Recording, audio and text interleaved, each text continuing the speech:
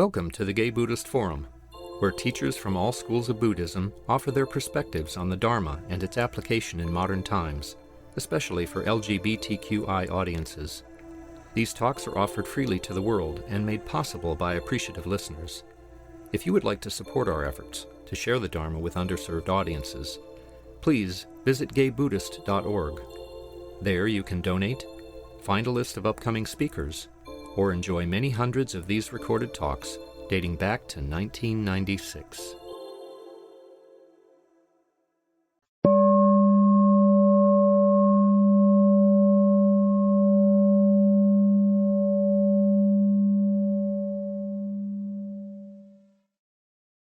Welcome back, everyone.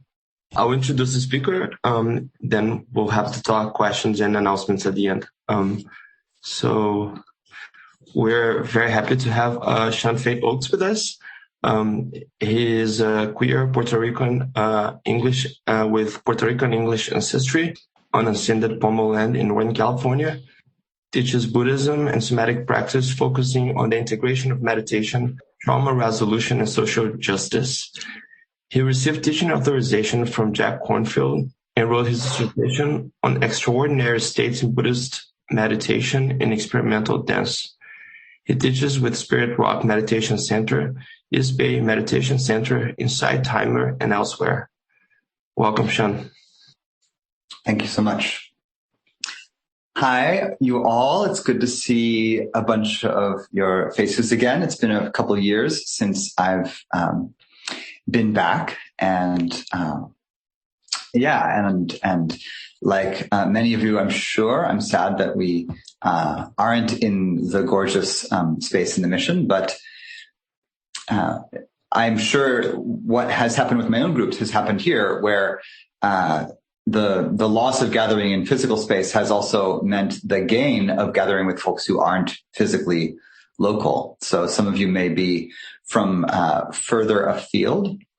And I'd love to just start off with the ritual of, if you want to, dropping your a little hello and your location, if you want to, gender pronouns, if you want to, into the chat, so we see just a stream of who's here.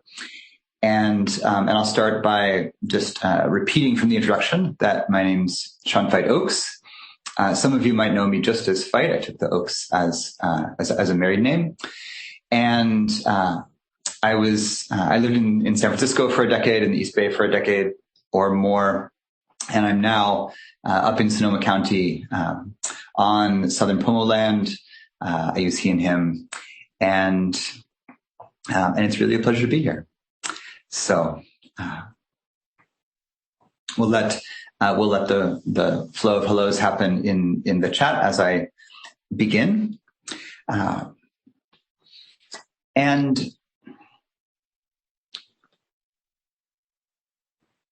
I want to talk with you today about a few things. As I was thinking about the group this morning, I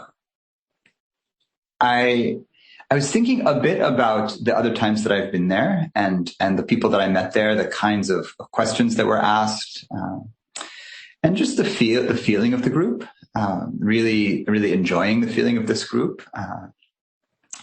And I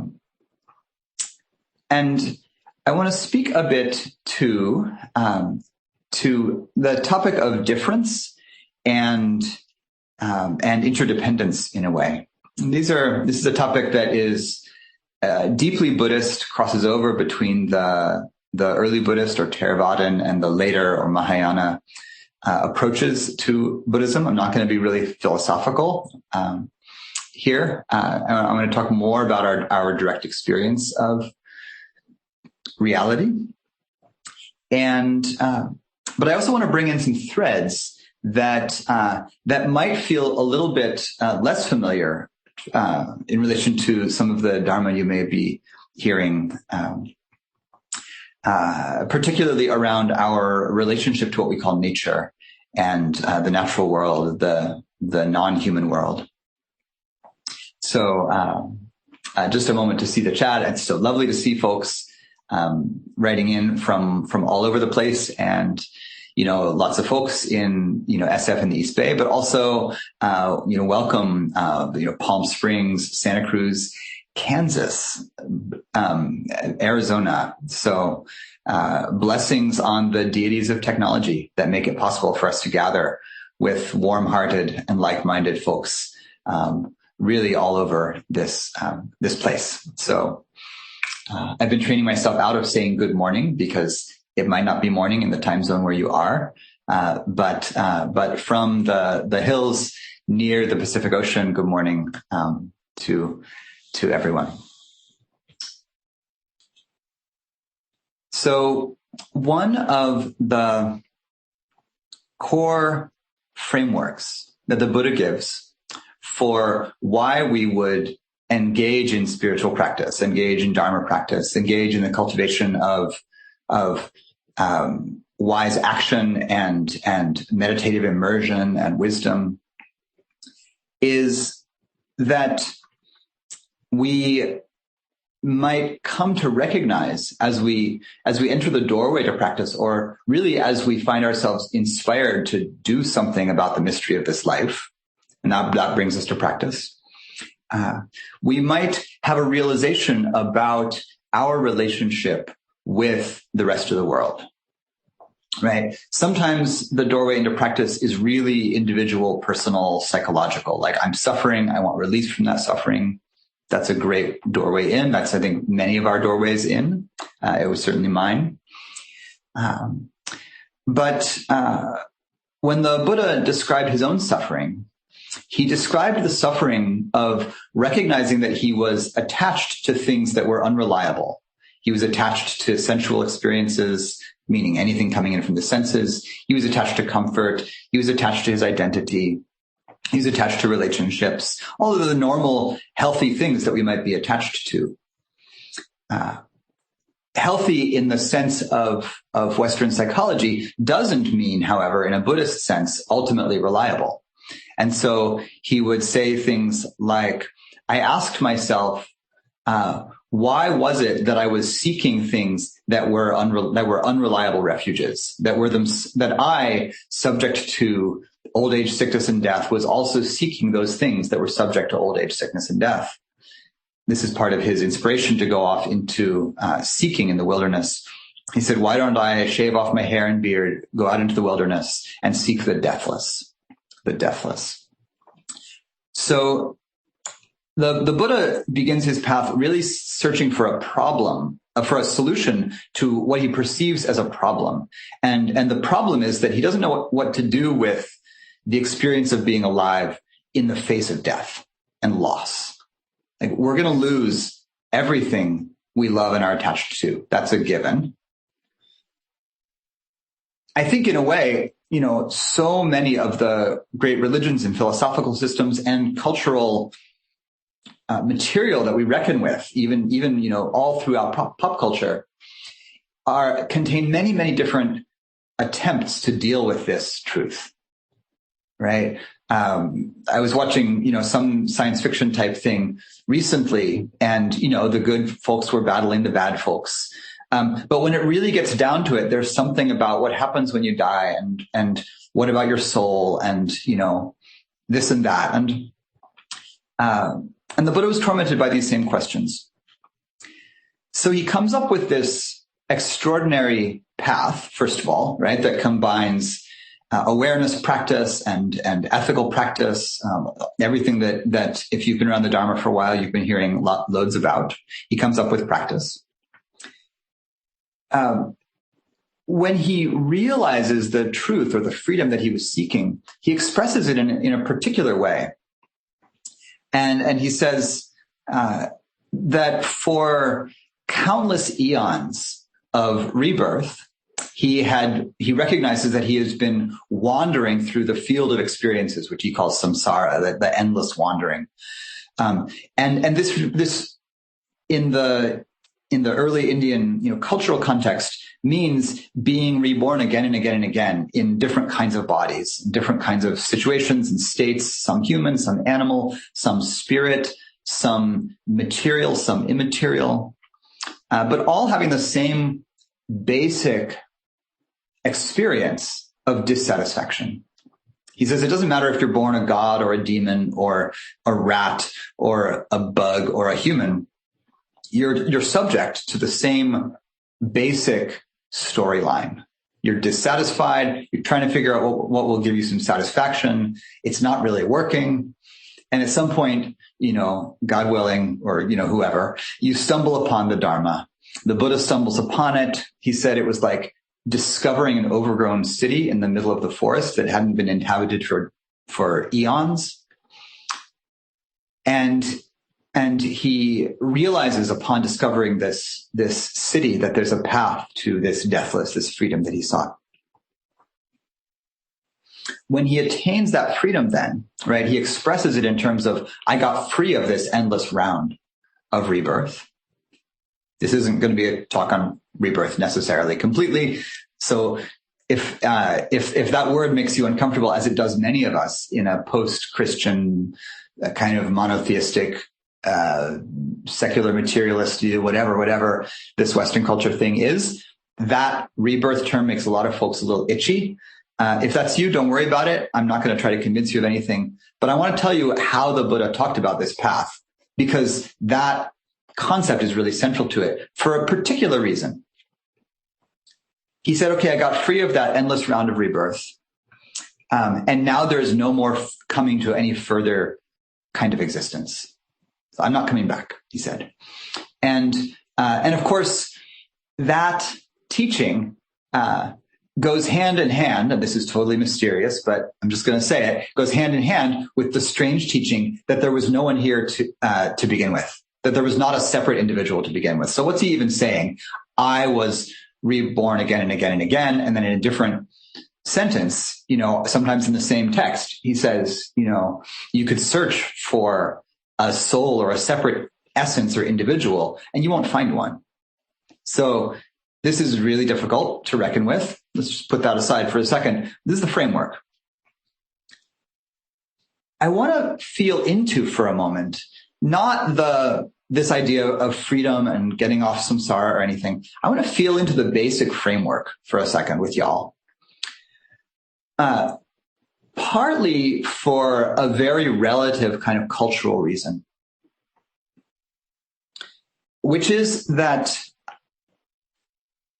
you might really just be by existing in contemporary culture, and maybe by being somewhere in the vicinity of what we might call gay culture or queer culture or non-mainstream cultures of many kinds, and I don't want to project what words any of us use to describe our experience in relation to the general culture, but you might know something about difference.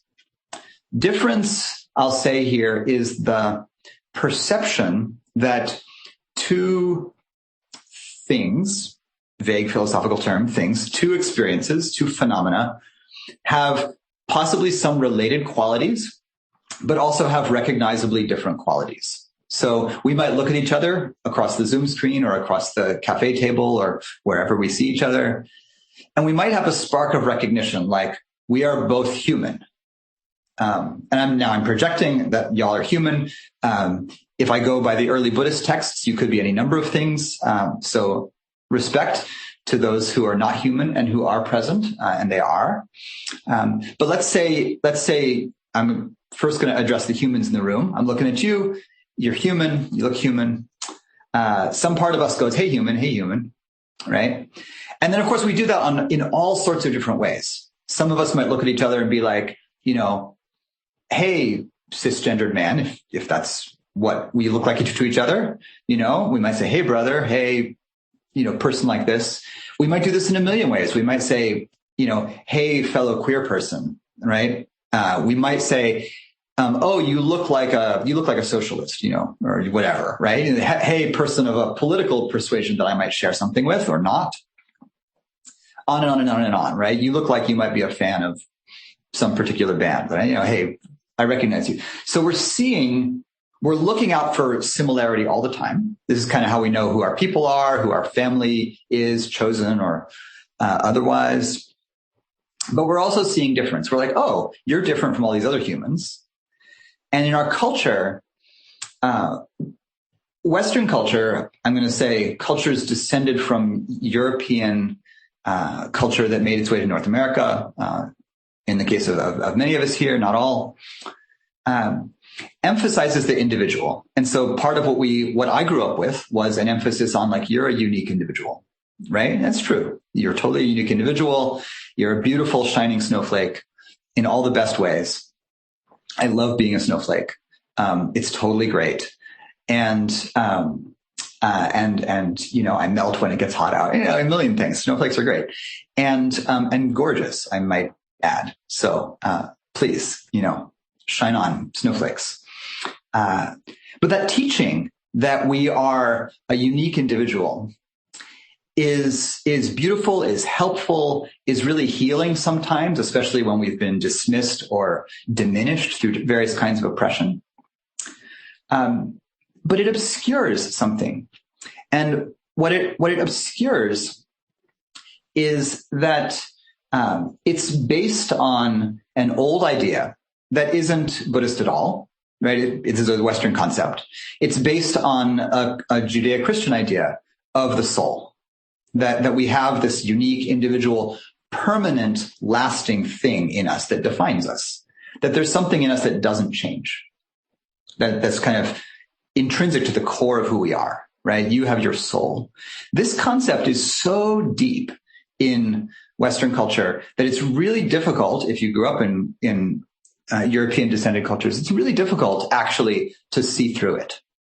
You can think to yourself, oh, I don't believe that anymore. I'm not in those belief systems anymore. I don't know what happens after we die. That's great. But we might notice, if we really feel into the experience of being a self of some kind, of being myself, that I really do have this sense that there is something that I just own. It's just me. It's mine. And you can't take it away from me because it's who I am. And this is important, like all sorts of really important social and relational glue and dynamism and eros and psychological interaction and relationship. All of that can be built on this beautiful thing. But the Dharma invites us to look at the world through a slightly different lens. And that lens requires that we at least hold as a possibility this idea that the experience we're having, we can think of as having had many different kinds of experience before we were in a human body. Essentially, a beginningless experience. And it really comes down to something that more and more I think is almost animist. Almost a vision that all of nature, by nature I mean everything in the universe, there's nothing that's not nature, but that all of creation, all of nature, all of the cosmos is in various ways alive, awake, and interacting, and can't be broken down to any separate selves. A metaphor for this, for us, I totally feel like a separate self. You know, I've got my biography, I've got my who I am, all that stuff. Mushrooms pop up in the forest. Though we think of the mushroom as the little thing with the stem and the cap. That bit, the visible bit that pops up in the forest after the rain, that's the fruiting body of the mushroom. But it's not the whole mushroom, right? It's not just that it has some roots. It's that that's the fruiting part that connects to a vast underground web of stuff, a huge network, the mycelium. So all these different mushrooms popping up are actually not separate bodies at all. They're all the fruiting or flowering visible part of a vast body. Now I want you to start. Now I'm going to take a moment and we'll do a tiny short practice. And I'm going to ask you to think about yourself as if you were a mushroom. And any kind of mushroom, right? You can get trippy on your mushroom nature, but any little brown mushroom will do here, because it's really, this is a meditation really about maybe we could use the word Thich Nhat Hanh beautifully uses, interbeing. So here's your body. Just take a moment and tune into your body. Notice where you are. Notice the room you're in. And feeling your body, the substance of your body, just noticing, this is my body. You don't have to really dig into sensation, but we're just contacting the physical or bodily nature. And then I want you to think about your last meal or your last few meals. Just bring to mind what you ate today, this morning, yesterday, last few days. Flash on a few dishes. And do that and kind of almost like visualize the food, remember eating it, and then feel again your body, how the food became the body. Can you distinguish now the food from your body? Is there a moment when the food stopped being food, started being your body?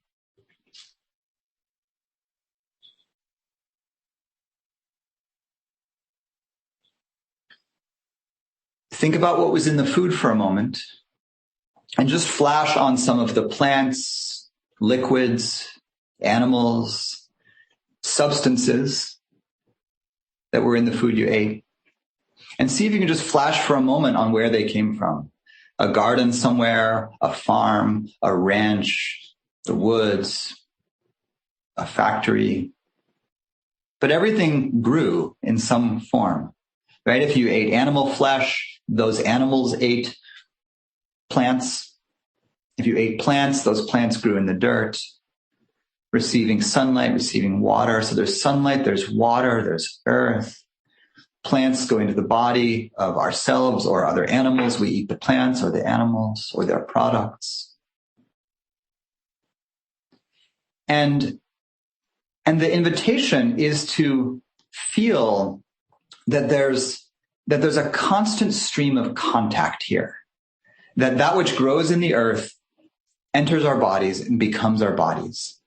And of course, let's take a moment and include the other side of the equation, just to link ourselves to the earth. Think for a moment about your shit and piss, and just know that it goes back to the earth. Right? Wherever we put it, however we process it, it becomes dirt. It becomes dirt and liquid, with minerals and stuff. And that stuff goes back into the earth and more stuff grows. Even the air we breathe, you breathe in the exhales of the trees and you breathe out and the trees breathe in your exhale.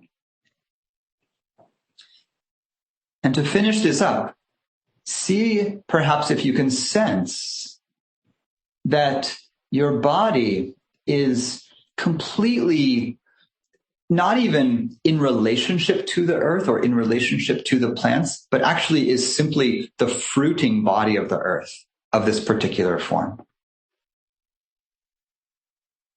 Our bodies came out of our parents' bodies and fed by food. Here we are. None of that is at all separate from the earth. And so we are mushroom-like, just these sprouting up bodies of the one substance that is the earth. One vast, complex substance made of so much difference, but also one interwoven process. Take a moment and just see what that feels like. And particularly, see if you can, this is just a little bit of magic, but see if you can shift your consciousness just slightly into feeling your plant, animal, earthy nature.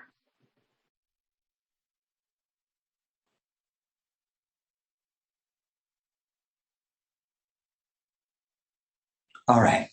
And you can come back out into your ordinary, gorgeous self if you like, If you want to drop into the chat, just any couple words. If you got a flash of what that feels like in the body, maybe give us a couple words about what that felt like, if there was anything really different about that.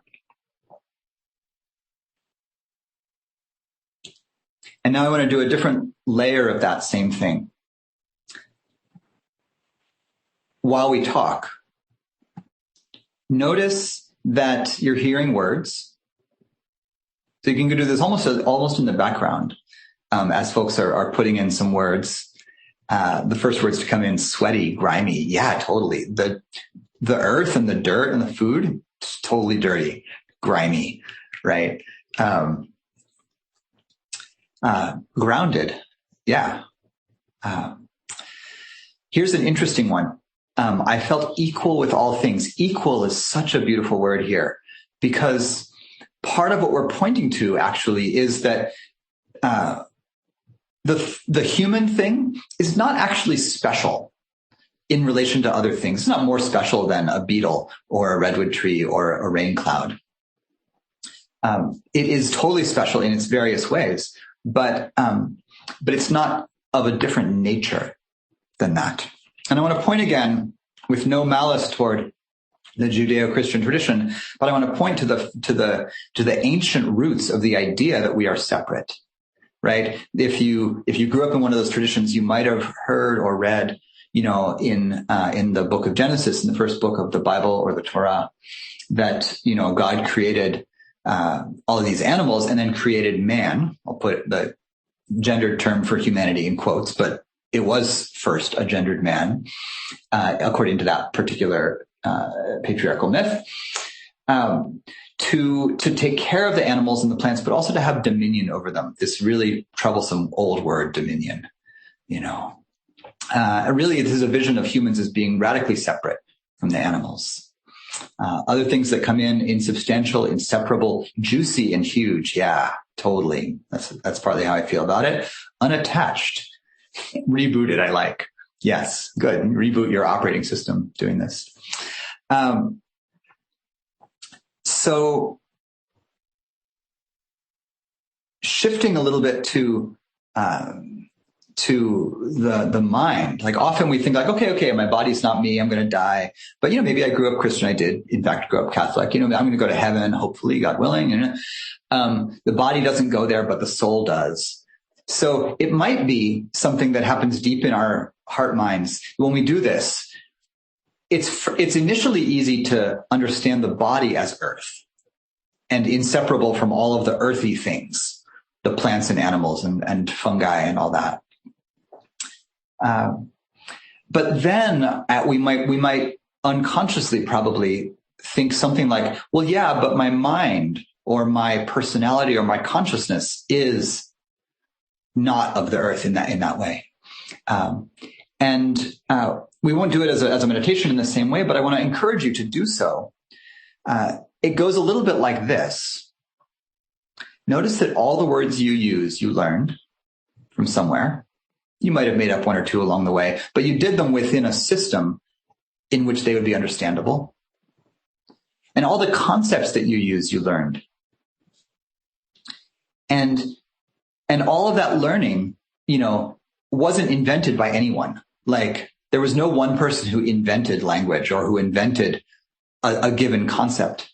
Concepts appeared like the fruiting bodies of minds at different times, coming together, flowering as something, an idea about, justice, or an idea called home, or an idea called ownership, or an idea called love, or an idea called truth. Like, all of these ideas arose in human culture in many different ways in different places, like mushrooms popping up from what we might think of as a vast interconnected web of thought in a certain way, thought, feeling, thinking, feeling, knowing. There's a kind of consciousness component to earthiness. Clearly, animals of all different kinds clearly think about things and feel things, have emotions, have ideas, build structures, have social structures. These things are natural and they're not just human. So if the body and the mind we can shift our perception away from being like, this is my individual body and this is my individual personality and myself, into this is the fruiting body of the earth and this is the fruiting mind of earth consciousness in a way. Where this can lead is into an extraordinarily earthy way of thinking about this concept of the Buddhas, of endless return. We think of rebirth as like, oh, I was this kind of being and then that kind of being. It's very hard to think outside of limited individual type sequences, oh, maybe I was this kind of person in my last life or this kind of being or animal. But when the Buddha describes it, he says, like, yes, there's that, but that's sort of like saying, I collected these 3 mushrooms on my trip, into the forest and my foraging trip. I found 1 false bolete and 1 morel and 3 poisonous little brown things that I couldn't identify. That's like 3 individual lives. That's nothing compared to the mycelium.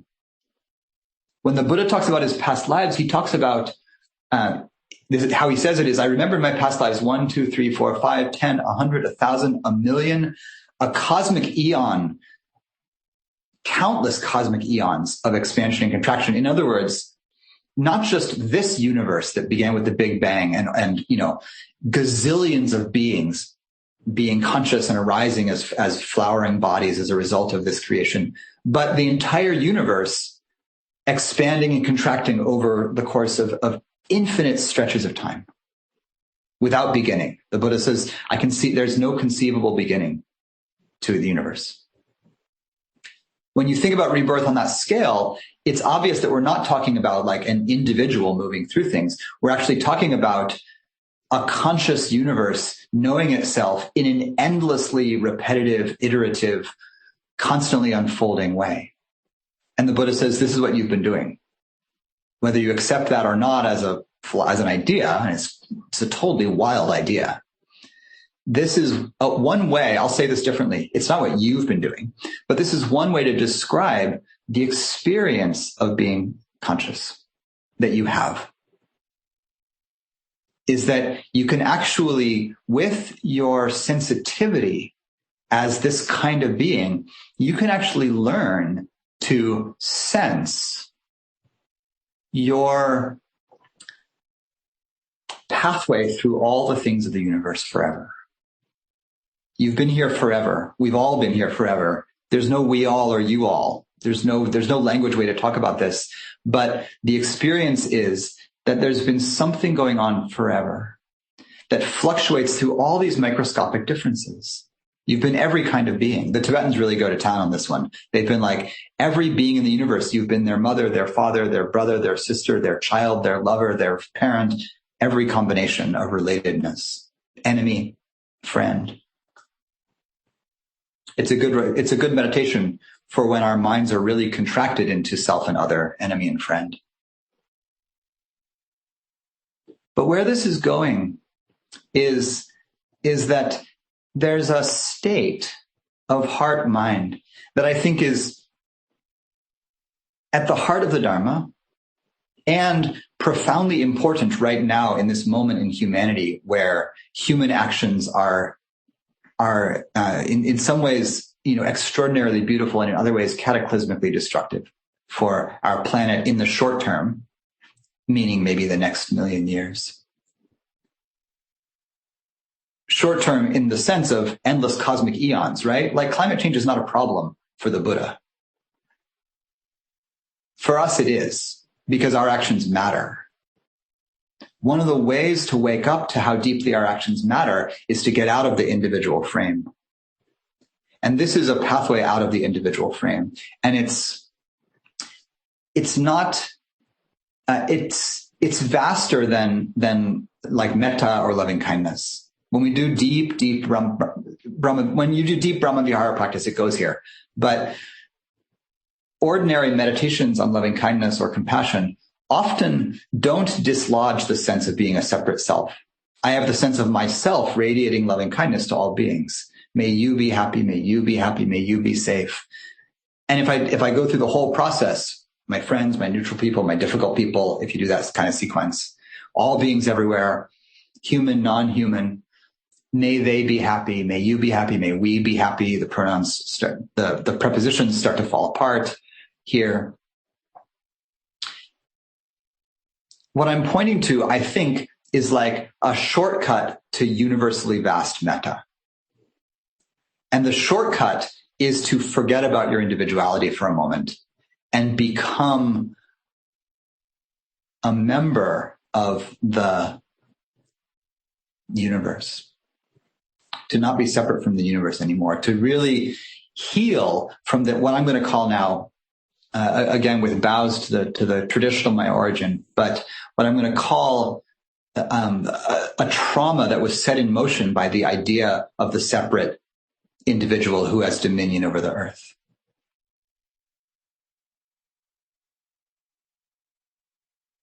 And so we can do this anywhere because it's not about particular kinds of beings.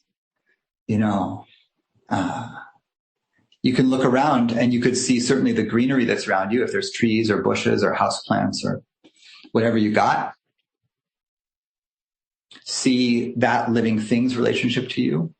But you can do it with inanimate things. See the rock or the wood, the drywall and paint that are probably surrounding you if you're inside. These are just minerals, elements that came from the earth. Inside our bodies, there's all these other beings, all the bacteria and things, right? They're just beings like us. They have lives, they have cultures, they have drama. Right now, many of us as humans are in this kind of deep, intimate relationship with this species of virus that we call the coronavirus. It's just a being. It's a lot of beings who have a certain way of living. Their way of living is colliding with our way of living in ways that are uncomfortable right now. For both of us, I think. I'm not entirely sure how they feel. But what we can do here is, it's like the first step. I'll finish with this and I'll take a couple questions. The first step in a practice like this is to consider the possibility of, as the comment came in when we did the exercise with the body and food, to consider the possibility of our being equal with all things. Right? Of not being, this is the Buddhist way of saying this would be recover from superiority conceit, from thinking that as a human I'm better than other animals, or that I'm more alive than a rock, or that in any way I'm creating a kind of barrier between myself and the world. Conceptually, usually unconscious, almost entirely unconsciously.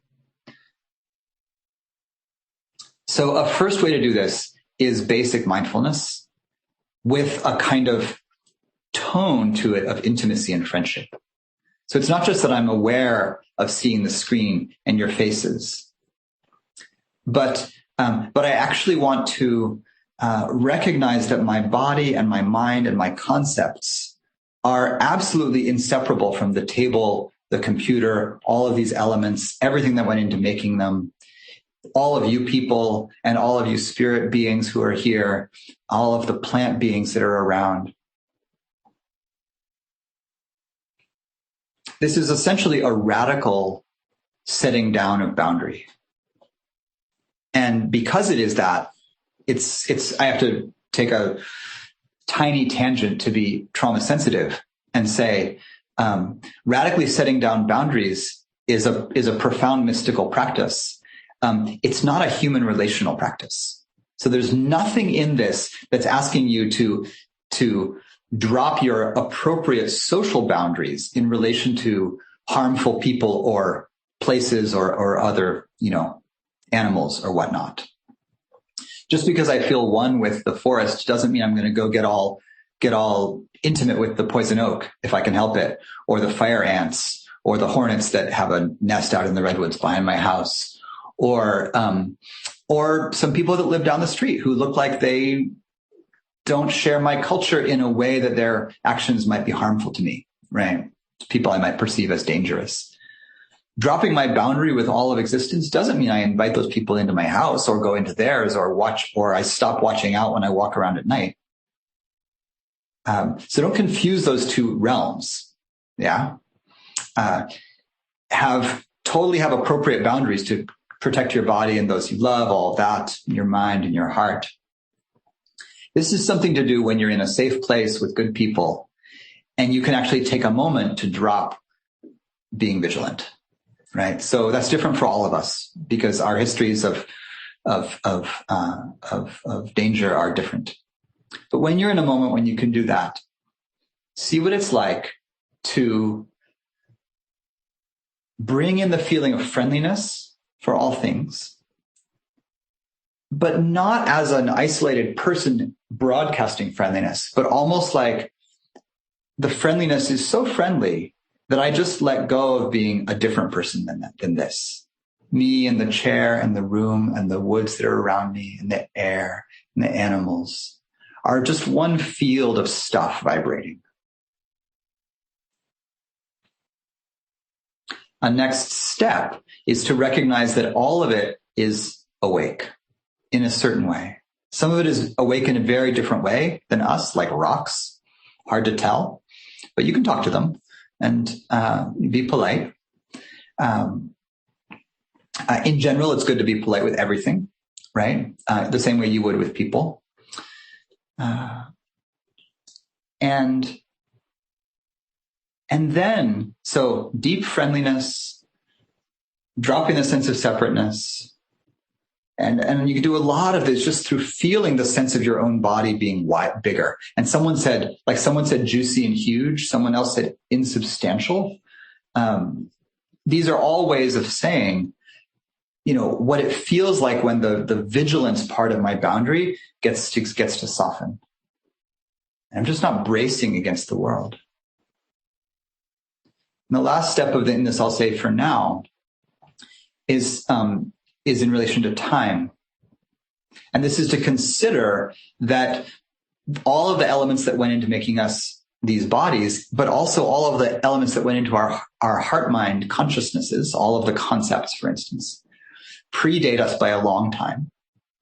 They will outlast us by a long time, right? The concept of justice isn't going anywhere for a long time until humans figure out what to do with it. It's part of the fruiting body of who we are. So all of these concepts, mind and body, came from this vast ancestry, complex, evolving, and that it has no beginning. And that means you have no beginning. That means the thing that I experience as myself is this momentary flowering that's just the visible tip of an ancient, universally vast and infinitely long vibrating experience. And you can tune into this. It's not actually that hard to tune into. It's challenging to stabilize, but it's not that hard to tune into. And so the invitation is, because we know something about how to recognize similarity and difference, we can actually use this to put down the small or relative human differences that mostly occupy our dramas, relational and political, and tune into the vastness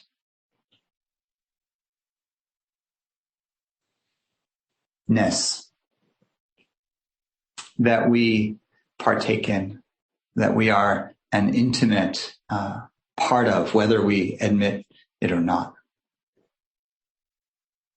And I'll propose that this is what the Buddha, this is one way of thinking about what the Buddha saw when he saw all of his past lives.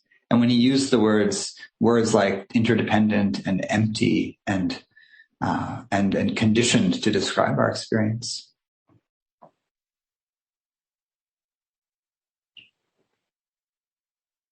And the last thing I'll say is that practicing in this way, I think, is really sweet.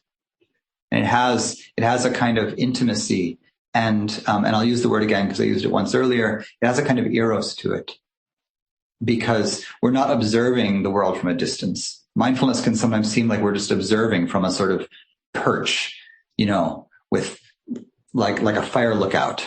But we're not. We're observing from being absolutely embedded in the thing. And so there's no, there's no place to go to observe without being yourself part of the phenomena. And so it's profoundly intimate. It's sweaty and grimy and earthy and tasty and, food flavored.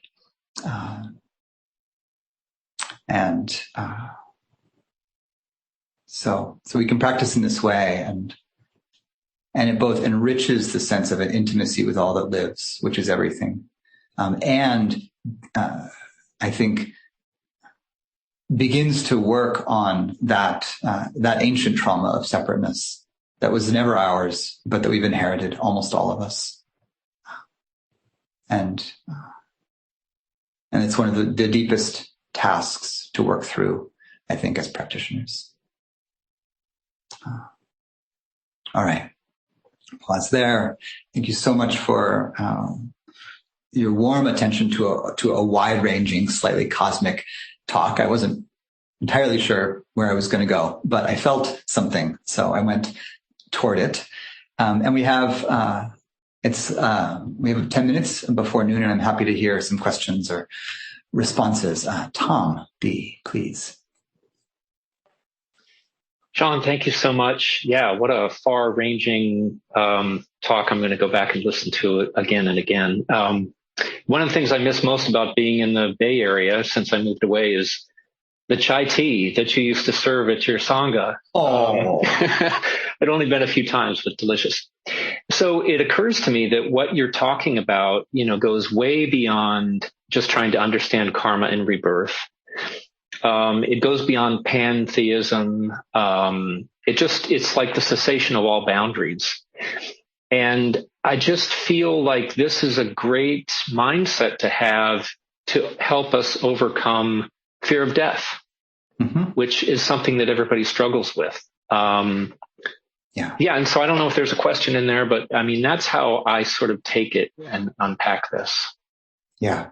I'm really happy to hear that from you. I think that's exactly what the Buddha was pointing toward, right? In a certain way, we could diagnose the pre-awakened Buddha as being a guy who was afraid of dying. Like that's what he says is he's searching for the deathless. So he's absolutely talking about that and, how we deal with the inevitability of death and loss. I miss serving chai too. There was this one moment in like February of 2020, we were still meeting live in Berkeley, and I had this whole tea set. Every week we would come in, there's tea, we would share cups, not in the same moment, we would wash them, of course, the same way y'all do in the mission. But, I totally remember the moment where I was talking with one of my Sangha members, and I was like, how are we going to do this? How are we going to this thing that seems to be happening, we have to start taking care with washing everything and more. And my Sangha member said, I think sharing teacups is over for now. And I was just like, oh, you're right. I could totally see oh, you're right. That's, I just have to take the tea set home for now, So yeah, this is vast. You mentioned pantheism. I'll just to say the term, for those, if you're not familiar with it, pantheism, many, many gods, many forms of divinity. What I'm pointing to, I think, might be resonant with the term that the scholar of religion and Asian religions, Mircea Eliade, from the University of Chicago, used. Great anthropologist, philosopher. He used the term. I think coined the term panentheism. Panentheism, meaning not many gods, but God or divinity or true nature in everything. In everything. I want to hear Marvin's question, and I'll just say to a question that came in through the chat: does contemporary Buddhism have any comment on extraterrestrial creatures? The very brief answer is lots of us based in the Buddha's description of other realms and beings of all kinds, material, immaterial. And I have no problem readily assuming that many, many kinds of beings exist in the universe. There's, in the same way that there's no reason that humans should be the special species created to have dominion over the earth, there's also no reason for me to think that in a vast, infinitely vast universe with gazillions of planets like ours and other kinds, that there wouldn't be manifestations of life everywhere. It would be absurd for it to be otherwise. It's a Christian trauma, I think, to think that it would be otherwise. Marvin, please. Sean, I just wanted to thank you for such a wonderful, delicious Dharma. It was really great. Yeah.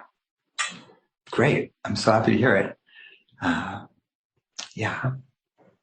I just want to say thanks as well, Sean, and say that I think we have time for one more question. Let's see. Chris, go for it. I realized as you started talking, I probably should have had a power drink with a lot of glucose in it. Boy, that was very detailed stuff early on a Sunday morning. I'm ready to collapse. I don't know if I have questions so much.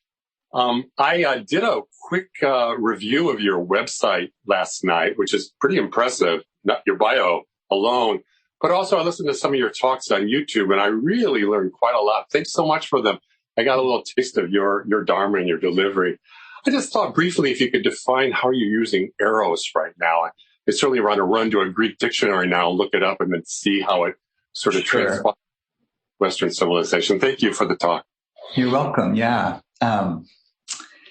I use eros to a little bit casually, but a sort of casual version of how it has come down from Greek philosophy through Jung, primarily through the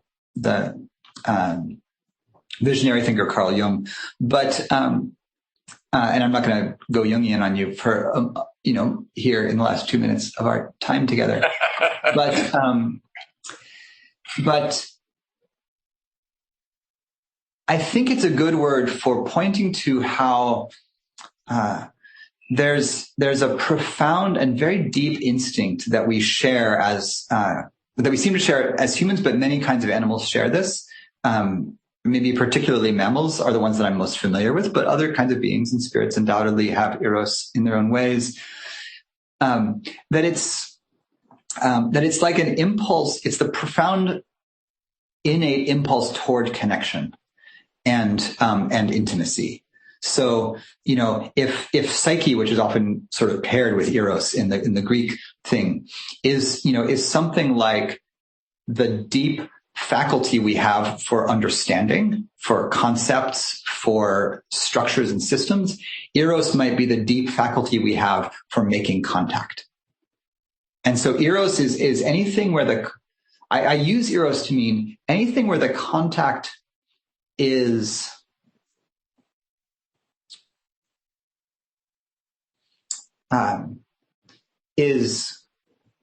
almost like where the contactfulness of the sensory experience is foregrounded. So like when I'm being mindful, this comes back to the mindfulness thing. When I'm being mindful of something, like I'm seeing, the trees outside my window. Traditional Burmese mindfulness, if you did noting practice, might be like seeing. I'm just noting seeing. And I'm hanging out in the kind of just the naming side. What I would say here is like I'm hanging out in psyche. I know what's happening. It's helpful for me particularly if I get really lost in the seeing, to be like, I'm just seeing. And maybe I see Vedana, I see pleasant, unpleasant. I see the river trees, it's pleasant. I see the other things, unpleasant, whatever. That's really a kind of witness-oriented approach. Dialing up the eros in it might mean, for instance, dialing down the emphasis on pure perception. Like there's just seeing, and I might be like, there's seeing, but I can also shift channels into like a kind of intimacy with like, how you and me, you tree beings and me we're breathing each other. We're actually in contact. Our bodies are flowing into each other, right? The out breath of the redwoods flows in through my nose. I can smell it if I step outside my door, given the blessing of living near the forest here. Eros is to not just be like, oh, smelling, but to be like me and you, redwood being, and moss beings, and and skunk down the way, and my friends over there. I'm going to let you in, right? Eros is like, I'm going to let you into my body. And then let is the wrong word. It's actually just going to be, I'm going to admit that you're already in here. And that means I'm just using awareness. I'm going to tune my awareness to the frequency of here's a sexy word for you, interpenetration, right? That we all are in each other. And so Eros is going to be emphasize that side. Psyche is going to be emphasize the understanding and seeing and kind of structural side. Yeah, something like that. All right, heavy philosophy, noon on a Sunday. So we'll do our formal close here to be on time. I'll stick around for a few minutes if folks have more other questions or a bit of socializing. Stick around for 10 or 15, and it sounds like you all stick around for a little more after that. So I'll just thank you for, again, your presence, your participation, whatever in this Dharma that's coming through is helpful for you. May it be deeply helpful. Whatever is not helpful for you, may it fall away. And may our practice individually, together, and as the scintillating, fruiting bodies of this great watery earth, may it be for the benefit of all that lives, which is everything, everywhere, always. May we awaken to the deathless, and soon, because the world needs us in our clearest hearts and minds right now. So, may everyone be well. Thanks so much. Thank you, Sean. So I just would like to remind everyone that GBF relies on Dana. And then I wanted to check in if there are any other announcements today. Despite no birth, happy birthday to Stephen and Jeff. And who else? Who's today's birthday? I knew it before I left. Happy birthday, everyone. Richard, that's right. Wow, happy birthday. And I was going to ask, Sean, if you want to, I know that, actually, Chris, did you have an announcement? Yeah, I just want to say I'm helping with scheduling speakers in the future, and I've gotten some great responses from folks. We have a big crowd today, and we're at like 47. That's a lot showing up. If any of you folks have friends or Dharma teachers you want to invite to this, please let us know, and I'll try to contact them to bring them in. Thank you. Thank you, Chris. Also, I'm sorry, I'll put in another, I should start doing this weekly, a plug for, we receive letters from incarcerated prisoners, incarcerated gay Buddhists. We send them our newsletters, and we get many requests for pen pals. And so if you're available to donate a little time and energy to that, let me know. You can sign up. You can look through the letters we've received and write prisoners directly, or you can sign up with Jeffrey through the San Francisco Zen Center to become a regular pen pal. There's a long waiting list, so you could take it from the top, or you could sneak in and cherry pick. So text me or ping me if you would like to be a pen pal. Thank you, Grisha. Jeff?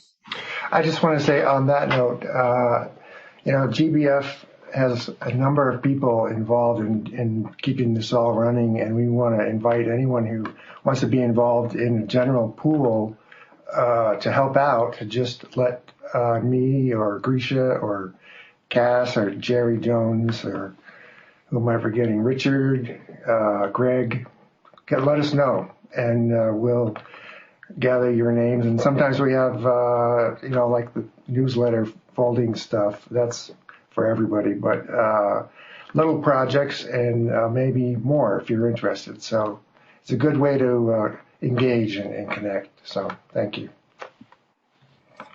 Thanks, Jeff.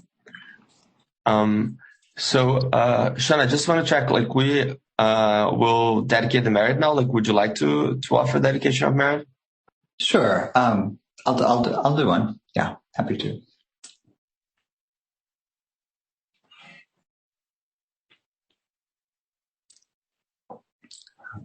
I'll sing the traditional verse for dedicating merit in Pali, and then I'll say a short translation. Sambe sata sadahantu avera sukha jivino katam punya palam maham sahabe bhagi pavantu te. Hotu sabangsu mangalam rakantu sabha devata sabha buddhanubhavena soti hontu nirantaram. Hotu sabangsu mangalam rakantu sabha devata sabha dhammanubhavena soti hontu nirantaram. Hotu sabangsu mangalam rakantu sabha devata sabha sanghanubhavena soti hontu nirantaram. May all beings be at peace, be safe. May the blessings or merit that arise as a result of our practice be for the benefit of all. May there be every good blessing. May the Devas protect you. By the power of the Buddha, Dhamma, and Sangha, may you forever be well.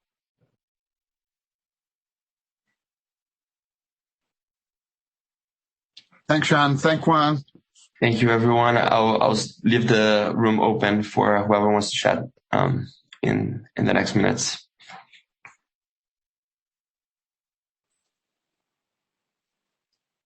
Sean, I just want to thank you for a wonderful. It starts out with the deathless, and then does a lap like that.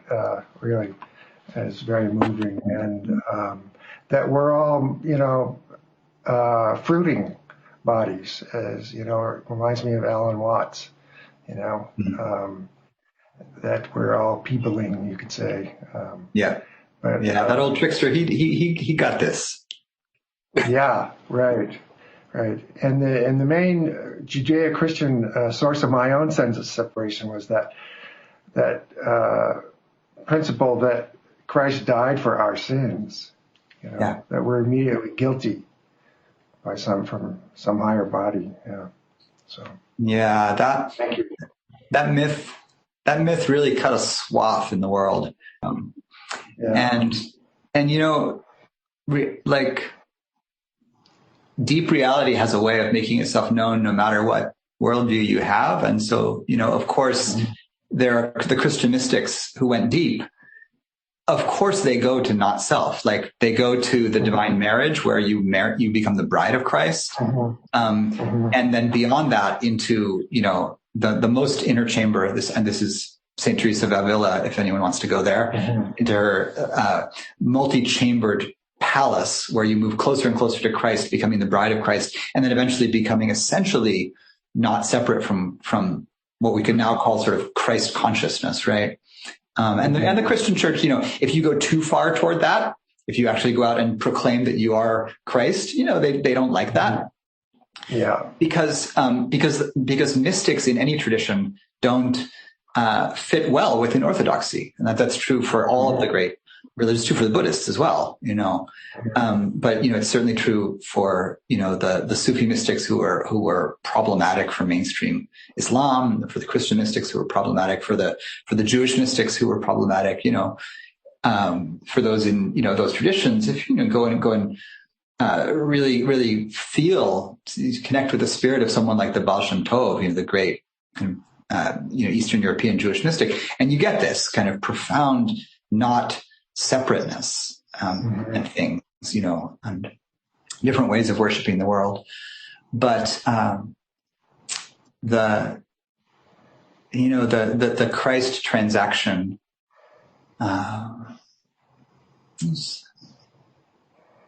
there's some way that I don't want to diminish it by just saying that it was the source of trauma. What I might say is certain interpretations of that story have given rise to a lot of trauma. There are other ways to understand it, like anything mystical, and that figure was clearly profound mystic,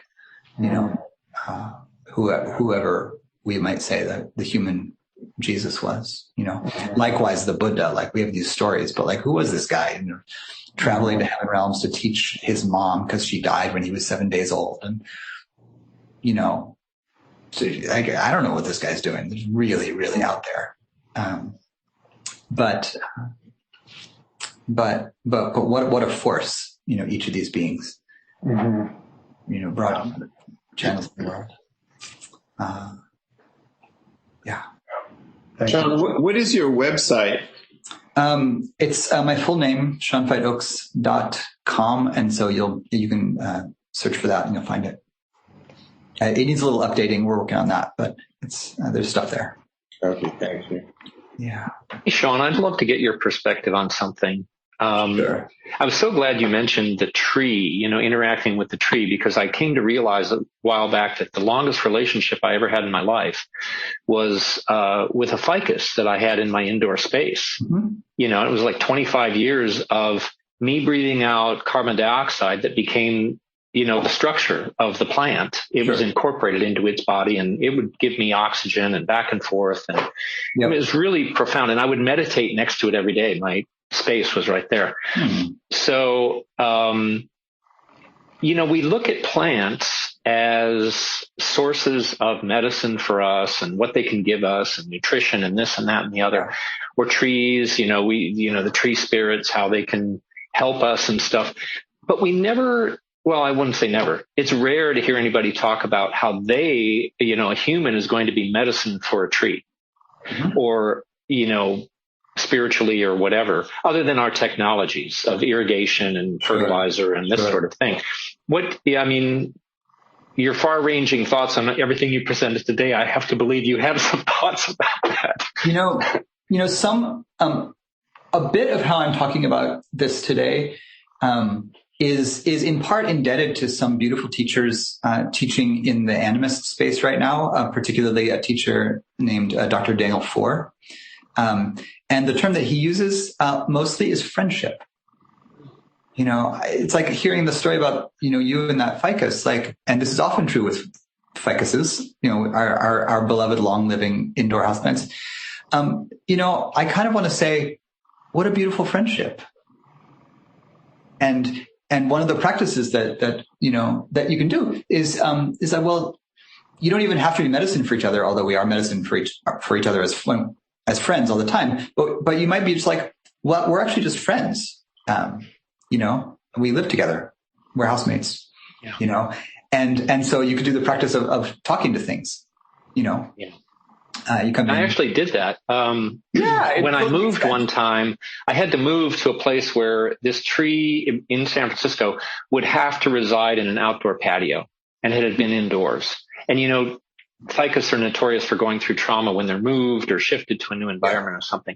And so I sat down and I meditated, and I sort of asked it, do you want to come, or do you want me to let you go? And so in my garage sale or my sidewalk sale, the next door neighbors took it. And the irony is I got that ficus from an abandoned office building in Southern California, moved it to Northern California through 5 or 6 different moves. And it said it was ready to go. And the guys who took it were moving to Southern California and taking it back down to warmer climates.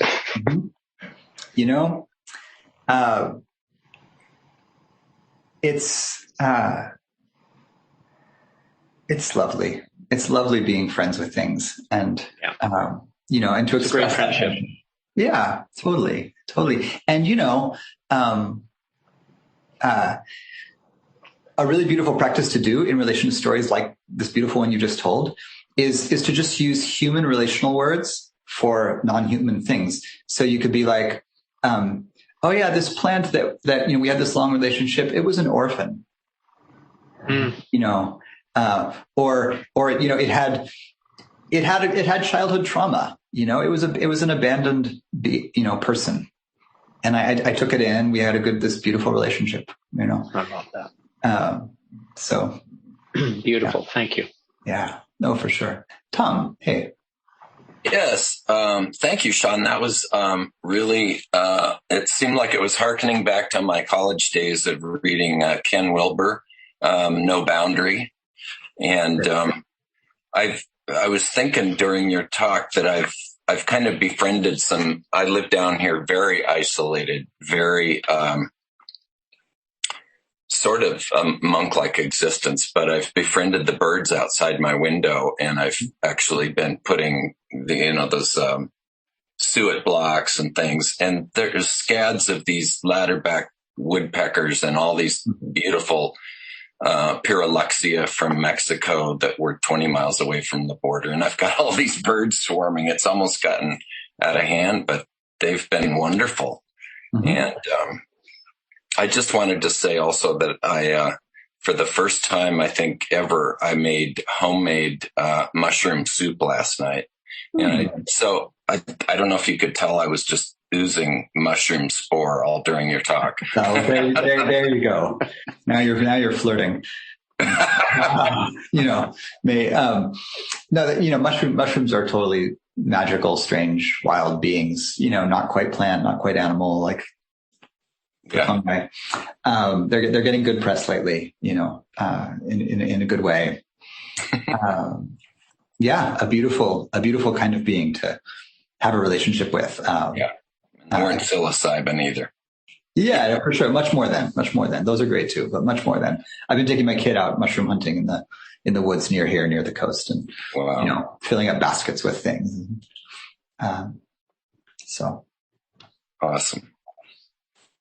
Yeah. All right. If there's nothing else burning, I'm going to duck out, and I'll wish you all the best. Thank you. Thank you, Sean. Thank you, Sean. Thank you so much. So welcome. Lovely to see y'all. Take good care. Thank you for listening to the Gay Buddhist Forum. If you would like to hear several new talks per month and be notified of upcoming speakers so you can participate live, please subscribe to this podcast, like us on Facebook, and join our mailing list by visiting gaybuddhist.org.